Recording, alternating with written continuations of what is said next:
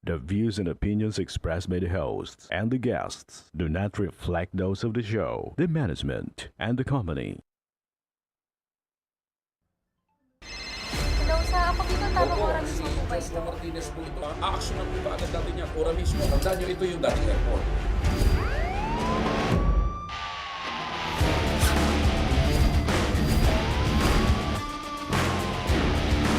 Hoy, ano namang kayong dalawa pinagchichismisan yung mga marites kayo, ha?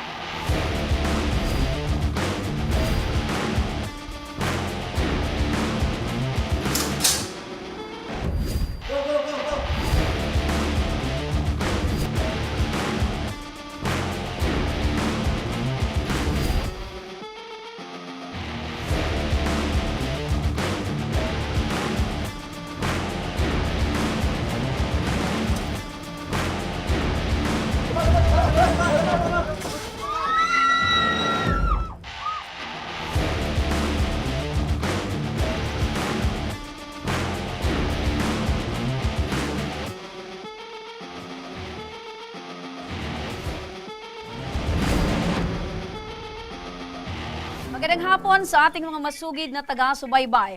Live na live po tayo ngayong araw ng Lunes para magbigay ng serbisyo publiko.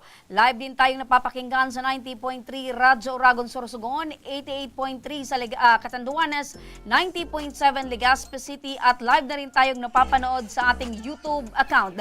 Napapanood rin tayo sa Congress TV tuwing alas 7:30 hanggang alas 8:30 ng gabi. Mula Lunes hanggang Biyernes sa PTV Digital Channel 14 sa Metro Manila, Channel 46 sa GMA For the Back sa Channel 2 sa ABS-CBN TV+.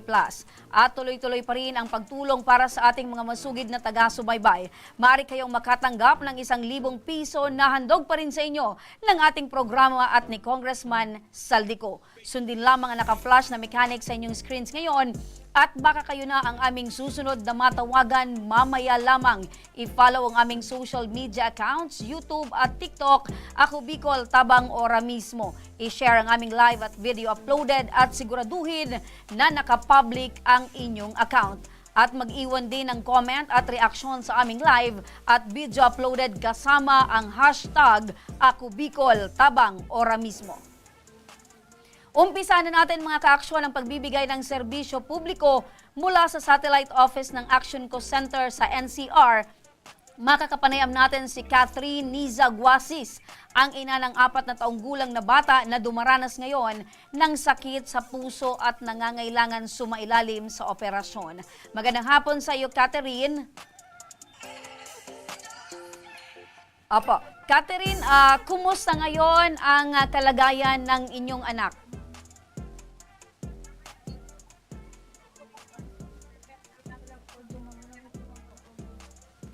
Okay, sandali lang inaayos lang ang ating hindi ko marinig itong si Catherine.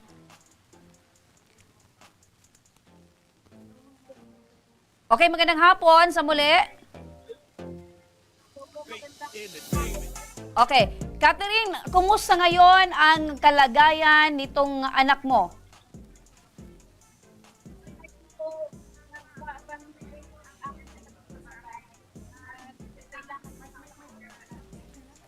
Okay, ganito na lang Magandang hapon, Catherine. Magandang hapon po. Okay, Catherine. Ulitin ko, Catherine, magandang hapon. Magandang hapon po. Okay, Catherine, ulitin ko, kumusta itong kalagayan ng iyong anak? Yung ano niyo po, kailangan siyang maoperahan. Okay, so kailangan maoperahan sa puso. Okay. Kailan siya nakitaan na meron siyang sakit sa puso, itong anak mo, Catherine?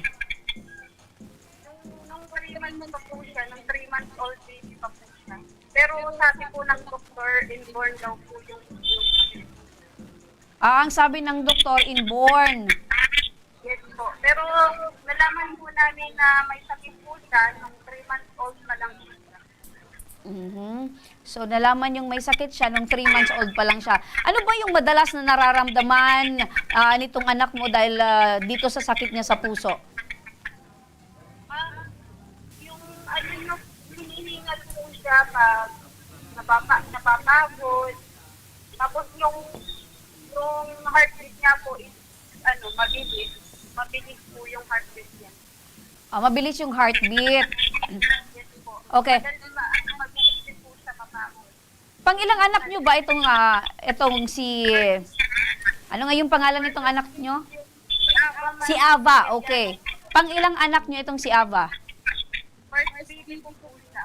First baby. So, isa lang ang anak nyo. Yes po.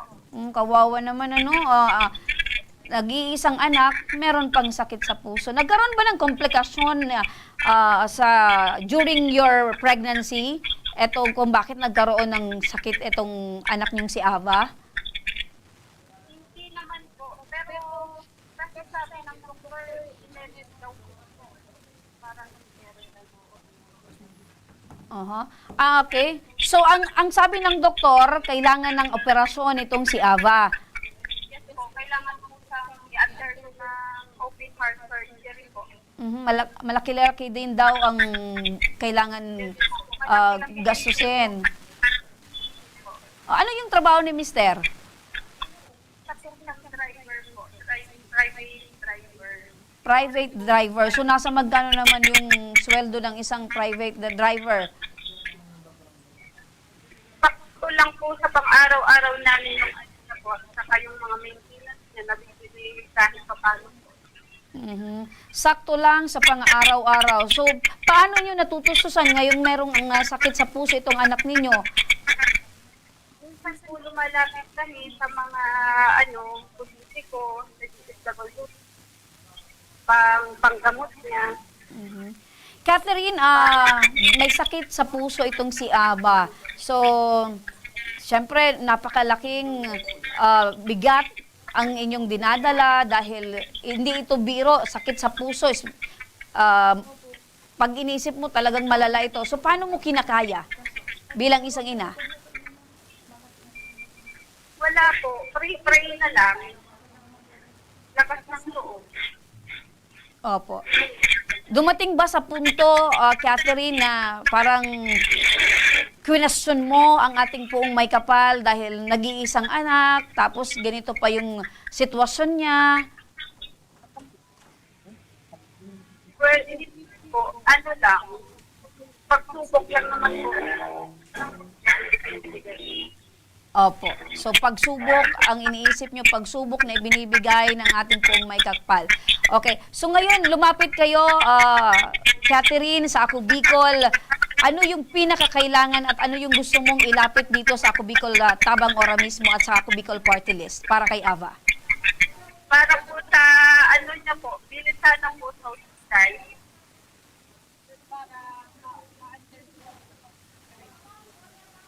Okay, nawawala itong si Catherine, ano?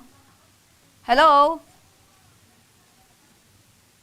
Okay, napakinggan natin mga kaaksyon na ang kailangan ni Catherine para kay Ava ay itong problema niya sa bayarin sa ospital. Para sa agarang pagtugon, alamin natin mula kay Sir Rudy Vizcaya, ang coordinator ng Ako Bicol Party List dyan sa National Capital Region. Magandang hapon, Sir Rudy. Magandang hapon din po dyan ninyo. Opo, Sir Rudy, katabi mo ngayon itong si Catherine at hinihingi niya ang tulong mula sa Ako Bicol Party List para dito sa anak niyang si Ava.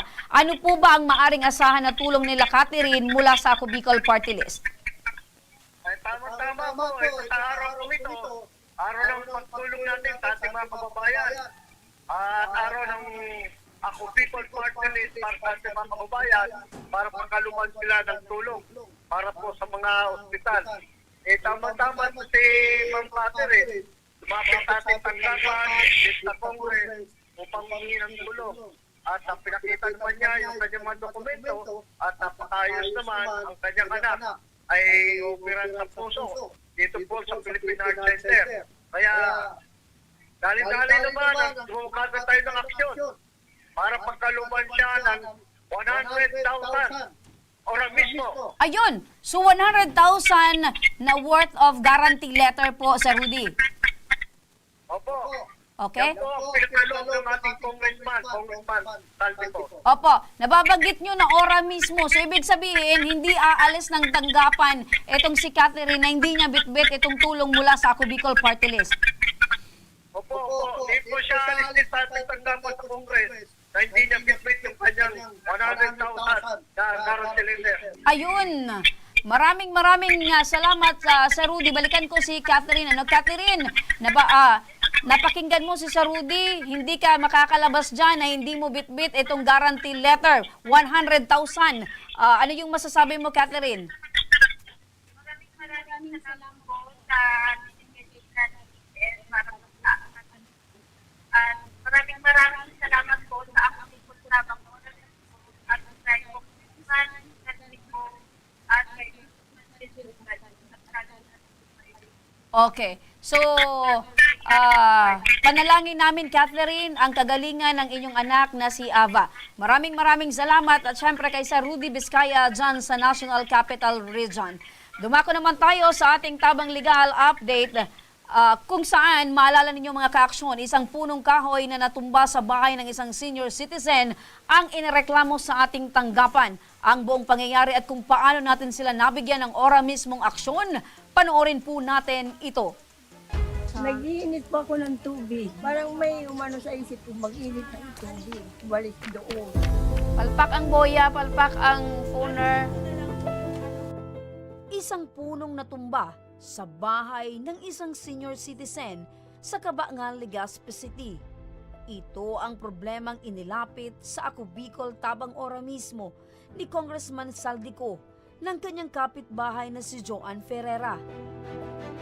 Ayon sa kanya, 2 araw na ang nakatumbang puno sa bahay nila Lola Rosita.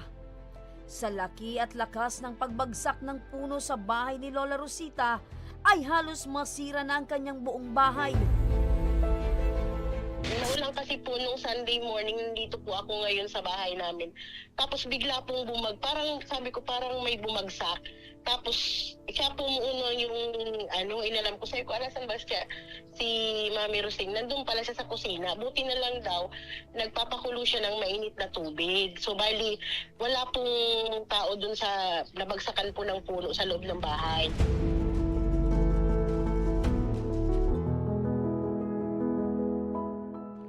Dahil gawa sa light materials ang bahay ni Lola Rosita, ay madali itong nasira.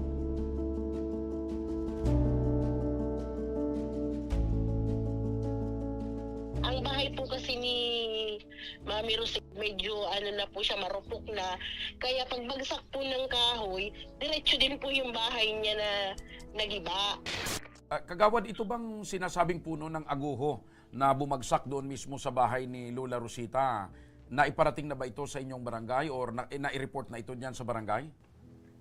Apo sir, bali po nung Sunday, yung natumbayan, alam na po namin na na-report po dito sa barangay. Ang pinoproblema po ngayon, Kagawad, kasi okay na daw, naayos na yung kuryente, pero yung puno ng kahoy hindi pa rin naaalis. Opo sir, totoo po yan sir. Bali po, yung yung kahoy kasi malaki, yung nakakat lang namin, yung maliliit na part.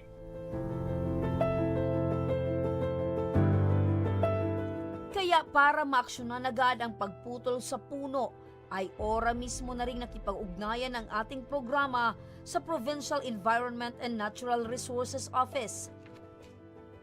Actually po, naka-ready na po yung aming personnel papunta dyan para putulin po yung report ng Ako Bicol Tabang Ora mismo. Kaya naman ang aming team ay wala nang sinayang na oras at agad kaming nagtungo sa bahay ni Lola Rosita.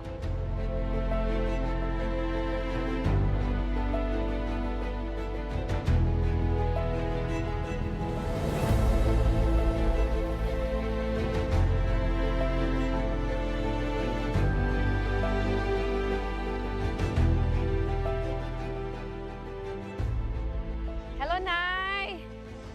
Magandang hapon po. Andito na po kami, Nay. Bigyan na po natin ng action ito, na idinulog po yung reklamo sa aming programa. So, asan po yung para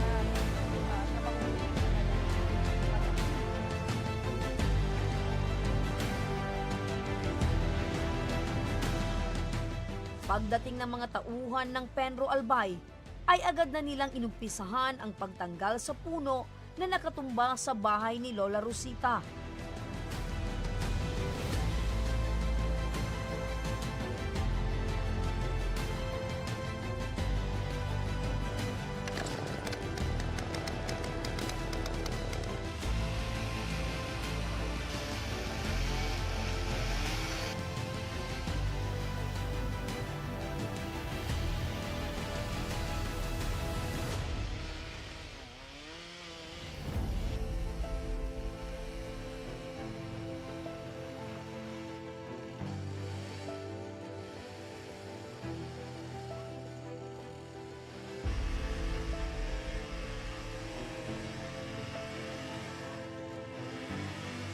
Hindi naging madali ang pagputol sa puno dahil bukod sa malaki ito, ay pinamahayan din ito ng mga stingless bees na naging dahilan para tumagal ang pagputol sa puno.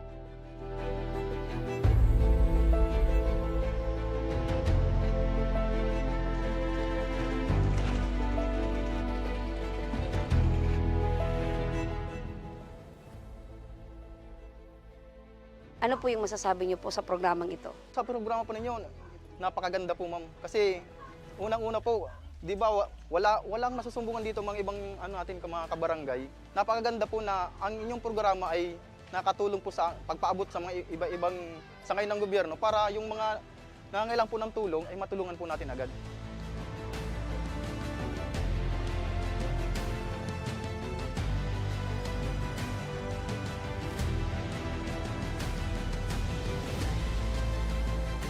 Masaya po ako kasi naalis na yung puno na nakadagay sa sa bahay ko, saka yung sa may dinadaanan ko. Makakadaan na po ako ulit ng maayos. Kaya salamat po sa mga tumulong, lalo na po sa Ako Bicol. At maraming salamat po. At doon sa DNR, maraming salamat din po. Ayan mga ka-aksyon, yung problema ni Nanay Rosita dahil natumbahan ng puno itong kanyang bahay ay agad na nasolusyonan ng ating programa Katuwang An Penro. So malaki yung pasasalamat ni Nanay Rosita at syempre maraming salamat din sa Penro at syempre sa barangay. Yun mga ka-aksyon, masaya na si Nanay Rosita, case closed na at muli niya nang nagamit ang kanyang pintuan. Doon na siya madaling nakakagalaw at syempre wala na itong kanyang pinuproblemang puno na tumumba sa kanyang bahay. Mga ka-aksyon, sa pagbabalik ng Ako Bicol tabang ora mismo, isang ginang mula pa sa Camarines Norte dumulog sa Action Co Center NCR Satellite Office para humingi ng tulong sa operasyon na kinakailangan ng kanyang tatay. At para naman sa ating mga masugid na taga-subaybay, manood lamang kayo kasi bago matapos ang aming programa ay pipili kami ng isa sa inyo na mabibigyan ng 1,000 piso mula pa rin sa ating programa at kay Congressman Saldico. Kaya huwag kayong bibitaw, magbabalik pa ang tabang ora mismo.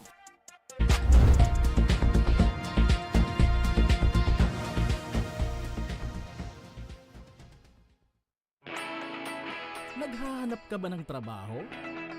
Marunong ka bang mag-shoot ng video? Mag-edit? Magaling ka ba sa social media? Willing ka bang matuto? Graduate ng journalism o may alam na sa media? Apply na dahil naghahanap kami ng videographers para sa Camarines Norte, Sorsogon, Camarines Sur, Catanduanes at Masbate. Ipadala ang inyong resume sa Action Co Center at gmail.com at maging pinakabagong miyembro ng aming team. Tara na! Apply na!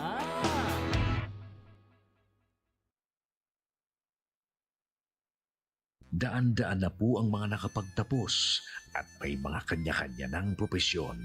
Sa kanilang pagpupunyagi, walang masidlan ang kanilang mga ngiti. Yun at sa Gabos, nagpapasalamat po ako sa AKB. Gusto ko lang po magpasalamat sa Ako Bicol sa opportunity na tigtatao po arag po sa kuya na estudyante. Dahil naandyan lang, katuwang lagi, Ako Bicol, katabang na, kasurug pa. Hindi rin nagpahuli sa pagtugon sa mga pangailangan ng ating mga healthcare workers at mga frontliners. Sa simula pa lang nitong pandemya, Hanggang sa ngayon, walang humpayang pagtulong. Ay, nagpapasalamat po ako sa pagtaon ng tabang hali sa ako, Bicol Party List. Salamat kong dakula sa duwang congressman. Kayo nakakatabang sa miya sa gabi. Maaasahan, Ako Bicol, katabang na, kasurug pa. Tucked away in the province of Albay, known for its perfectly shaped Mayon volcano,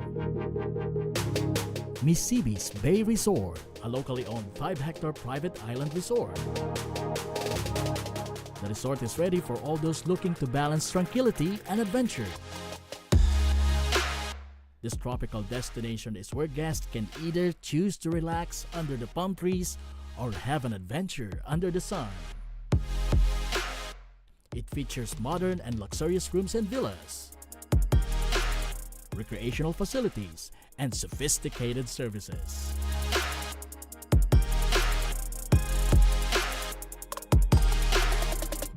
Come and experience Misibis Bay Resort, your tropical island getaway.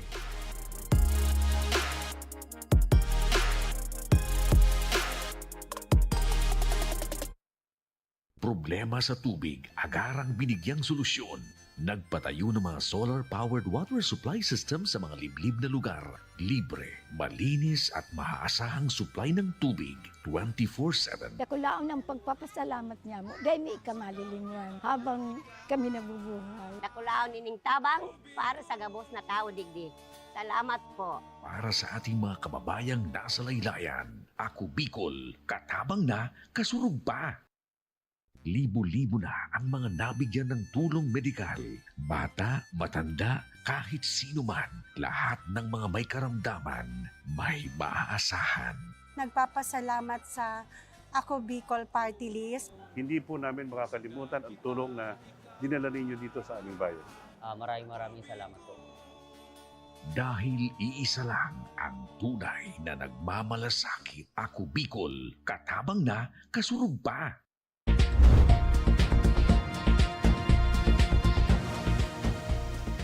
Nagbabalik mga ka-aksyon ang Ako Bicol Tabang, ora mismo. Balikan muli natin ang Action 2 Center Satellite Office sa NCR. Kasama pa rin natin si Sir Rudy Vizcaya, ang coordinator ng Ako Bicol Party List. Kasama rin ngayon ni Sir Rudy si Marites Aragon, ang anak ni Manuel Aragon, 69 na taong gulang na dumaranas ngayon ng sakit sa puso at nangangailangan rin sumailalim sa operasyon. Magandang hapon po sa iyo, Marites. Magandang hapon din po. Opo.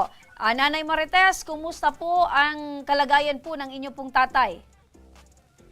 Nasa Philippine Heart Center po siya ngayon.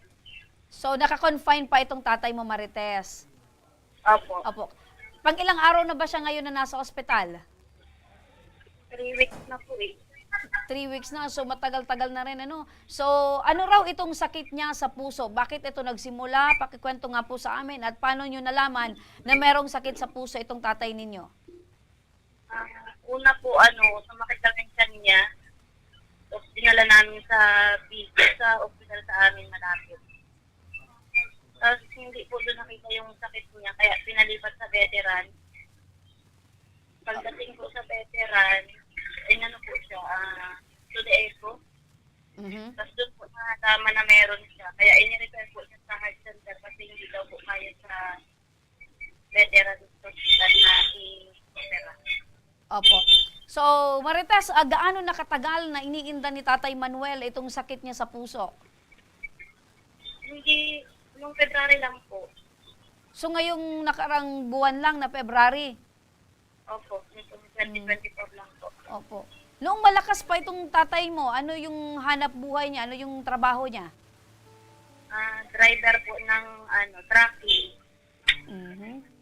Opo. So ngayon, dahil wala nang trabaho yung tatay mo, dahil meron siyang sakit sa puso, sino na lang yung naaasahan niyo sa buhay?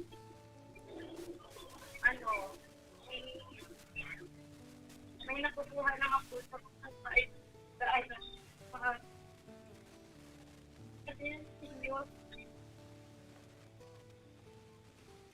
So meron naman nakukuha yung tatay mo mula sa kanyang dating pinagkakatrabahuhan.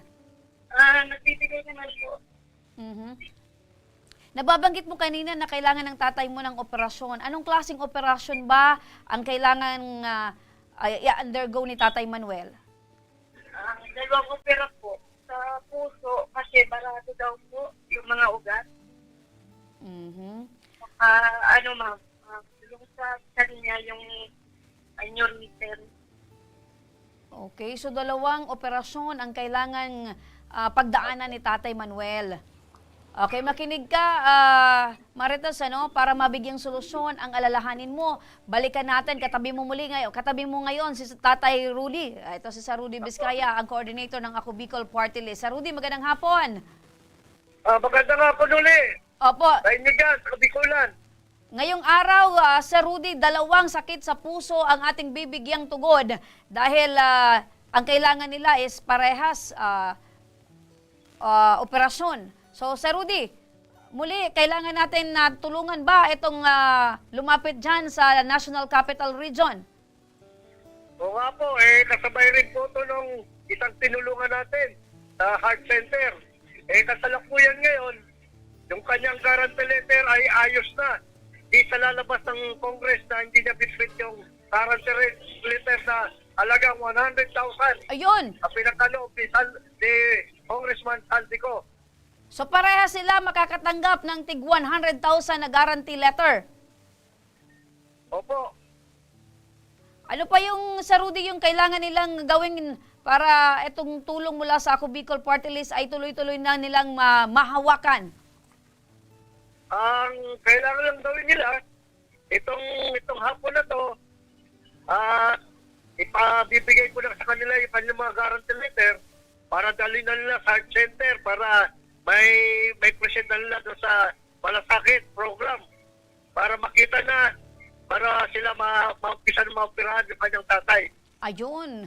Maraming salamat sa Rudy Vizcaya, ang coordinator ng Ako Bicol Party List dyan sa NCR. Nanay Marites, napakinggan mo si Sir Rudy. Mahahawakan mo na itong guarantee letter para naman ay makatulong sa iyong tatay para sa kanyang operasyon. Opo. So, naggaanan ba yung problema mo, Marites? Okay. So, ang kailangan namin at patuloy kaming mananalangin para patuloy nang gumaling ito yung si Tatay Manuel Marites. Eto naman mga ka-aksyon, tuloy-tuloy ang pagbibigay ng tulong ng ating programa. Tatawagan ko na ang maswerteng napili sa ngayong araw na makakatanggap ng 1,000 piso mula naman sa Ako Bicol tabang ora mismo ni Congressman Saldico. Magandang hapon. Magandang hapon po, ma'am. Opo, ano po yung pangalan mo? Taga saan po kayo? Kami na Abion po, Barangay 24 po, Rizal Gaspi po. Ay, malapit lang. Katabi lang na barangay. Opo, ma'am. Opo. O bakit parang masaya ka? Alam mo ba kung bakit ka namin tinawagan? Ay, opo, nanalo po. Ayun! Nanalo kayo! Nasa magkano naman yung mapapanalunan mo? 1K po. Ayun, 1K po. So, ano yung gagawin mo sa 1,000 piso? Pangbili po, ma'am, ng diaper po, tsaka bigas po. O, pambili ng diaper. Ilan ba yung asawa mo? Po? Ilan na yung anak mo? Camila? Dalawa. Dalawa yung anak mo? Opo. Ang tanong ko ngayon, lagi ka bang nanonood ng programa? Opo, tapos ngayon lang po ako napili. Maraming salamat po. Ayun! So, hindi ka nawala ng pag-asa. Matagal ka nang nanonood, pero ngayon ka lang napili na manalo dito sa aming programa. Opo, ma'am. Maraming salamat po. Ayun. So, yan ang sinasabi na tuloy-tuloy lang sa panunood dahil baka ikaw na yung mapipili. At ngayon, ikaw na yung napili. Congratulations! Salamat po, ma'am. Okay. So, ngayon ba nanonood ka? Hindi na po ako nanonood kasi yung cellphone ko, yung tawag po kasi. Ayun. So, ginamit kayo naman yung may kasalanan. Tinawagan nyo. Yun tuloy. Hindi na siya nanood ngayon. Pero, alam mo yung tinalakay namin ngayong araw? Yung nakita ko po yung kay Eva po, baga po. Ayun! So naputo lang ang iyong panunood dahil sa tinawagan ka. Pero nanonood ka pa rin. Maraming salamat sa iyo, Camila Abion ng Barangay Rizal, Legazpi City. Congratulations! Huwag niyo pong ibababa ang iyong cellphone at kakausapin ka ng aming sapano para malaman mo kung paano mo matanggap itong 1,000 piso.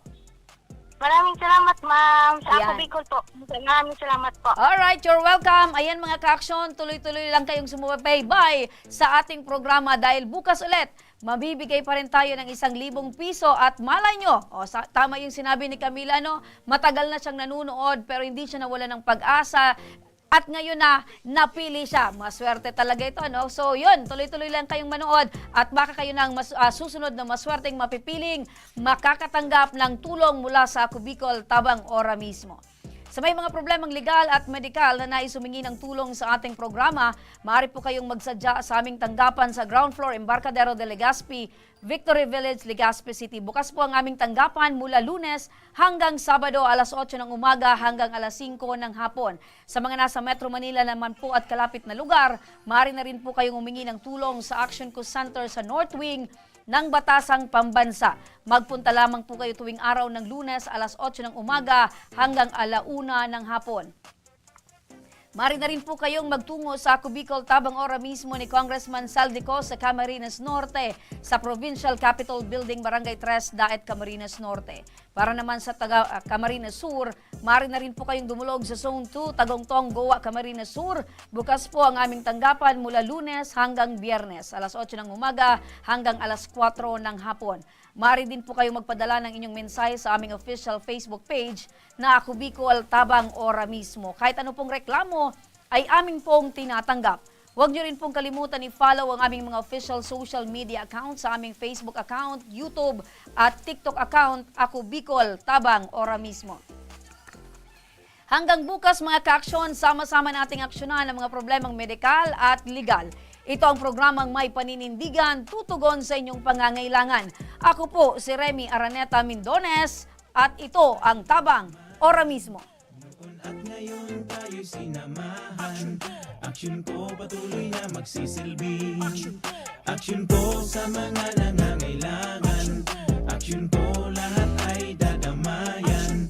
Noon at ngayon tayo'y sinamahan. Aksyon ko patuloy na magsisilbi. Isang masipag na pilantropo, sa hirap at ginawa kasama mo. Malapit ang puso sa mga natutulungan, may aksyon lagi sa nangangailangan ng idol nating congressman. Marami nagawa sa Kabikolan ang Ako Bicol sa pamumuno.